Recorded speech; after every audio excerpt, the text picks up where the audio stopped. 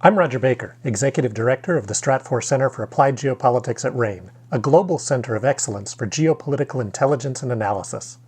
Learn how you can put geopolitics to work for your organization at ranenetwork.com.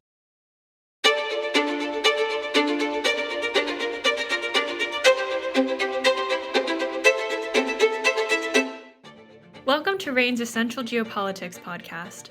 My name is Emma Kami, and I will be your host today. Ecuador's Congress recently began an impeachment trial for President Guillermo Lasso due to allegations of corruption, meaning that Ecuador could follow in the footsteps of its neighbor Peru to oust a sitting president. Here to discuss the situation in Ecuador is Carmen Colosi, a Latin America analyst at RANE. Welcome, Carmen. Thank you so much for having me, Emma. To start us off, could you explain why Congress is undergoing an impeachment trial? Sure. So the official reason is that Lasso is being charged with embezzlement in a case that is connected to a shipping contract for a crude oil company between a public company and a private sector business. So that is the official reasoning. But I think in this case, it's really important to look at the broader political context to understand why Ecuador's Congress is pursuing this impeachment trial now.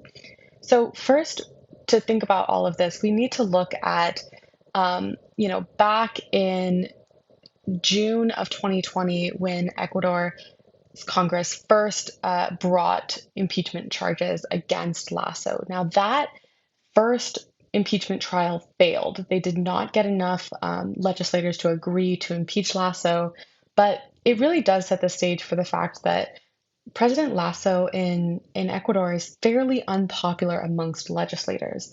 His Creo movement doesn't have a majority. They definitely have a minority in the National Assembly.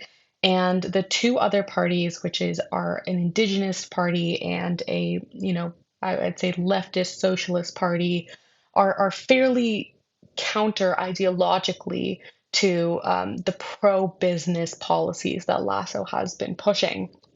So to look at this, we've constantly seen this, issue between the legislative and executive branches in Congress.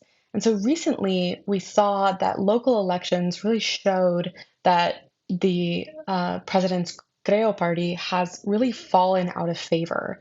When we're looking at that, that is a really solid signal for opposition parties to see that Ecuadorians have kind of, in a way, tired of Lasso. I think a really good example to point to is the fact that a recent poll showed that 4 out of every 10 Ecuadorians actually called or said that they would be in favor of Lasso stepping down his mandate early. Mind you, the next presidential elections are in 2025. So this impeachment trial is coming at a time of low popularity for Lasso and potentially could offer an opportunity for Lasso's political rivals or opponents to really show that they are trying to oust this pro-business ideology. What options does Lasso have going into the impeachment trial?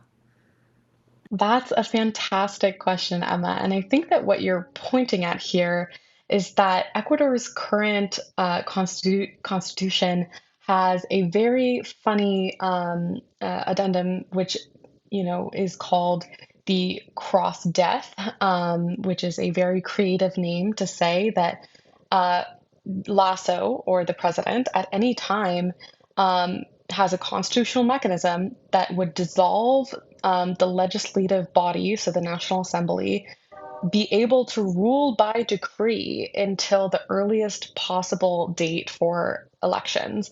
And then elections would be held for both the executive and the legislative branches. So this would be a fairly disruptive, mechanism that Lasso could use. Now, just days ago, we saw Lasso in an interview with the Financial Times commit and say that if there is going to be an impeachment trial and if he's going to be impeached, if it's looking that way, that he will use this mechanism. So that is, I would say, somewhat of a threat. I would say it's definitely, in our opinion here at RANE, a credible threat, especially considering that Lasso, due to his widespread unpopularity, doesn't have really a chance of running again and being president again. So if he's going to make this threat, it's going to be fairly credible. So that is the mechanism that is available to Lasso. Other options or other scenarios are that Lasso is simply impeached, which, like we said, is unlikely given his recent statements. But if he is impeached and doesn't use the cross death um, mechanism, then Vice President Alfredo Borrell will assume the presidency. Now, the vice president is very interesting. He was chosen during the height of the COVID pandemic in 2021, and has a really strong background in healthcare. He doesn't have a strong political background. And so our assessment here at RANE is that he's very likely to struggle as the head of state due to his limited political career and somewhat inexperience in the political arena. Finally, another scenario is that they choose not to impeach him. I think that is I would say, our second most likely scenario at this point, given the fact that, Lasso has made this threat, and there are some legislators that may not want to lose their job. Now, mind you, the original term for many legislators is until 2025. And so by threatening them to lose their positions of power and to be forced into new elections could be an undesirable outcome for many of these legislators. And that could in many ways force them to vote against Lasso's impeachment. Regardless of what Lasso chooses to do, the impeachment trial appears to be significantly politically disruptive. What other knock-on effects could the trial have? So there's a significant amount of political uncertainty related to this trial. If Lasso does choose to go the route of using the cross-death mechanism, we could see significant protests really across the country, but specifically in areas that are heavily populated by indigenous groups. And those areas typically tend to be, highly concentrated around natural resources. So if he does use cross death, indigenous groups would be very likely to view that as somewhat of an authoritative mechanism because he would have the opportunity to rule by decree. And so they could, stage different demonstrations at, for example, oil refineries and fields that could potentially disrupt, government access to export revenue, and therefore, financing for social programs. So we've seen this happen in Ecuador a few times now, that indigenous protests can be significantly disruptive to the oil and gas sector. And so that could be, I would say, one of our main and most impactful outcomes.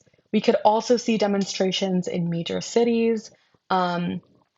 If Lasso is not impeached, we could see very similar demonstrations because many of these indigenous groups are against Lasso's presidency. And so we could see these groups come out and demonstrate against the fact that he wasn't impeached.